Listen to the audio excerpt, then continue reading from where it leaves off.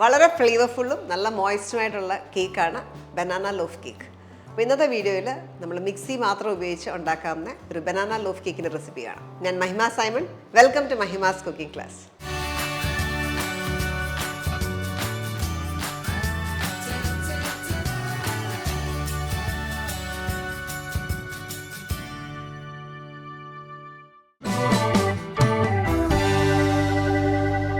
നമ്മൾ ഇന്ന് ഉണ്ടാക്കുന്ന ബനാന ലോഫ് കേക്ക് വളരെ ഈസിയാണ് ഉണ്ടാക്കാൻ, വളരെ സിമ്പിളാണ്.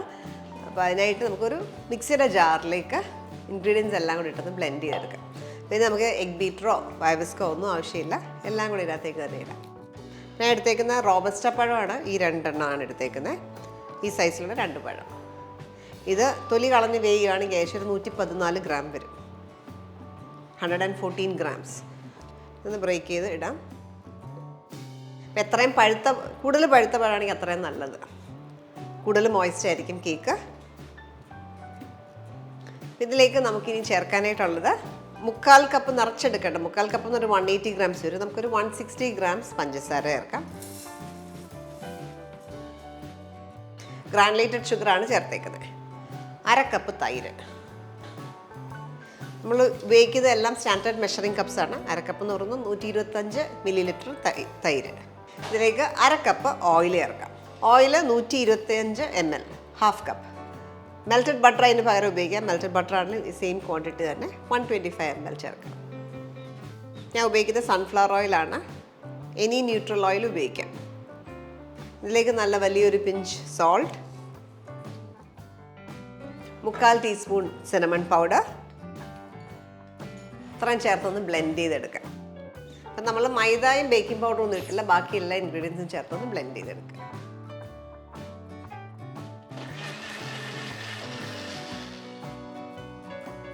ഇതിനകത്തേക്ക് ഞാൻ ഒരു ഇൻഗ്രീഡിയൻറ്റ് ഇടാൻ വിട്ടുപോയതാണ്, മുട്ടയും കൂടെ ചേർക്കണം. 2 മുട്ടയും കൂടെ ഈ അളവിലേക്ക് ചേർക്കണം. പിന്നെ നമ്മൾ വാനില എസൻസ് ചേർക്കുന്നില്ല, അതിന് പകരമാണ് സിനമൺ പൗഡർ ചേർത്തു. അപ്പം മുട്ടയുടെ ചുവ ഉണ്ടാവില്ല. ഇനി വീണ്ടും ഒന്ന് ബ്ലെൻഡ് ചെയ്യാം.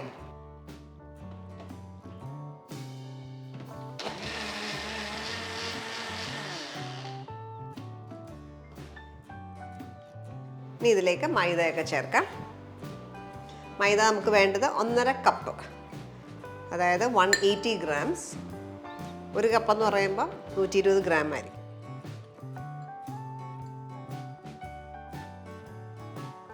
ബേക്കിംഗ് സോഡ ഒരു 1/2 ടീസ്പൂൺ, ബേക്കിംഗ് പൗഡർ ഒരു 1/4 ടീസ്പൂൺ.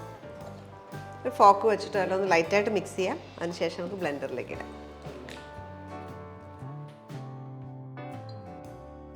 ഇനി നമുക്ക് ലൈറ്റായിട്ട്, എപ്പോഴും മൈദ ഒക്കെ ഇട്ട ശേഷം ഒത്തിരി നേരം ബ്ലെൻഡ് ചെയ്ത് കഴിഞ്ഞാൽ നമ്മുടെ കേക്ക് ഭയങ്കര ഡെൻസ് ആയിരിക്കും, ഒത്തിരി ഡെൻസായിട്ട് തോന്നും. അപ്പോൾ അത് വരാണ്ടിരിക്കുക, സോഫ്റ്റായിട്ട് കിട്ടണമെങ്കിൽ മൈദ ഇട്ട ശേഷം വളരെ ലൈറ്റായിട്ടൊന്ന് ബ്ലെൻഡ് ചെയ്തെടുക്കും.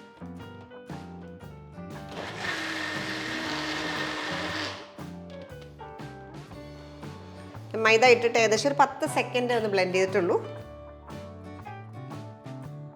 ഇനി നമ്മുടെ കേക്ക് ടിന്നിലേക്ക് ഒഴിക്കാം. നമ്മൾ ലോഫ് കേക്ക് ഉണ്ടാക്കുന്നതുകൊണ്ട് തന്നെ നമ്മൾ ലോഫ് ടിന്ന്, ബ്രെഡിൻ്റെ ലോഫ് ടിന്നിലാണ് നമ്മൾ ഉണ്ടാക്കുന്നത്. അപ്പോൾ ഈ ഒരു ബാറ്ററിലേക്ക് ഞാൻ കുറച്ച് ചോക്ലേറ്റ് ചിപ്സ് ഇടും. ഇത് ഓപ്ഷണലാണ്. അപ്പോൾ ഞാൻ ഇതിലേക്ക് ഡാർക്ക് ചോക്ലേറ്റ് ഒരു 50 ഗ്രാം എടുത്ത് ചോപ്പ് ചെയ്ത് ചേർത്തേക്കാണ്. അപ്പോൾ നമ്മൾ കോമ്പൗണ്ട് അല്ല ഉപയോഗിച്ചിരിക്കുന്നത്, പ്യുവർ ചോക്ലേറ്റാണ് യൂസ് ചെയ്തേക്കുന്നത്. അതേപോലെ തന്നെ മിൽക്ക് ചോക്ലേറ്റും ഒരു 50 ഗ്രാംസ്, 1/4 കപ്പ് നിറച്ചെടുക്കുമ്പോൾ നമുക്ക് 50 ഗ്രാംസ് ഉണ്ടാവും. അപ്പോൾ രണ്ടും 50 ഗ്രാം വീതം ചേർത്തു. നമ്മുടെ ലോഫ്റ്റിൻ്റെ സൈസ് പറയുവാണെങ്കിൽ 9/4 ആണ്. ഇവിടെ 9 ഇഞ്ച് ഉണ്ടാവും, ഇവിടെ 4 ഇഞ്ച് ഹൈറ്റും 4 ഇഞ്ച്. അതിലേക്കിട്ട്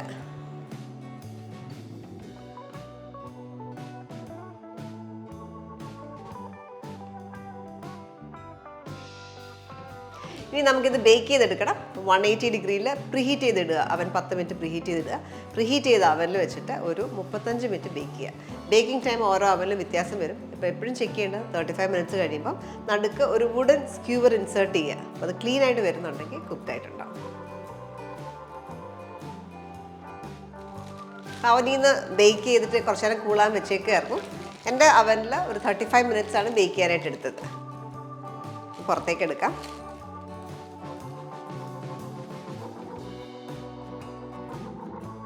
നല്ല മോയ്സ് കേക്കാണ്. ഇതിൻ്റെ വെയിറ്റ് നോക്കിയാൽ ഏകദേശം ഒരു 820 ഗ്രാംസ് ആണ് കിട്ടിയേക്കുന്നത്. സ്ലൈസ് ചെയ്ത് കാണിക്കാം.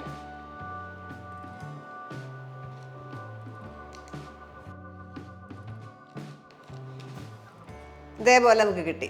ഞാൻ ഡാർക്ക് ചോക്ലേറ്റും മിൽക്ക് ചോക്ലേറ്റും ചേർത്തേക്കുന്നതുകൊണ്ടാണ് അത് മെൽറ്റ് ചെയ്തേക്കുന്നതിൻ്റെ ഒരു കളറാണ് നമ്മൾ ഈ കാണുന്നത്. അപ്പോൾ നല്ല ടേസ്റ്റിയാണ്, നല്ല സോഫ്റ്റ് കേക്കാണ്. ഈ ഒരു കേക്ക് നമ്മൾ ഉണ്ടാക്കുന്നതിൻ്റെ നെക്സ്റ്റ് ഡേ ഒന്നുകൂടെ ടേസ്റ്റാണ്. ഒരാഴ്ചയൊക്കെ നമുക്ക് റൂം ടെമ്പറേച്ചറിൽ സ്റ്റോർ ചെയ്യാം. ഫ്രിഡ്ജിലാണെങ്കിൽ 2-3 ആഴ്ചയൊക്കെ നമുക്ക് സെർവ് ചെയ്യാവുന്നതാണ്. ഫ്രിഡ്ജിൽ വെച്ചാലും ഇത് ഹാർഡാകത്തില്ല, നമ്മൾ ഓയിൽ ഉപയോഗിച്ചേക്കുന്നതുകൊണ്ട് തന്നെ സോഫ്റ്റായിട്ട് നമുക്ക് സെർവ് ചെയ്യാം. ഈ ഒരു റെസിപ്പി നിങ്ങൾ ട്രൈ ചെയ്ത് നോക്കുക, എന്നിട്ട് നിങ്ങളുടെ ഫീഡ്ബാക്ക് അറിയിക്കുക. Thank you for watching Mahima's cooking class.